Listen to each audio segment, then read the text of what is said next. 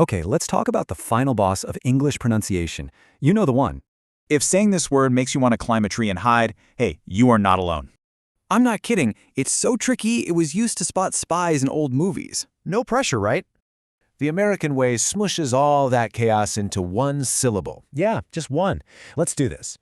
First, hiss like a snake, SK. Then pucker up for the W. Now pull your tongue way back for Earl. Here's a trick for the ending. Just think girl or pearl. That's the sound you want to nail.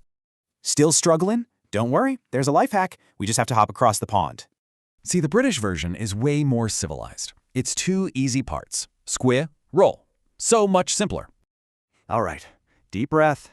Your turn. Just let it fly. Squirrel! Don't be shy now. And boom, you did it. You've officially conquered the squirrel. So what word should we destroy next?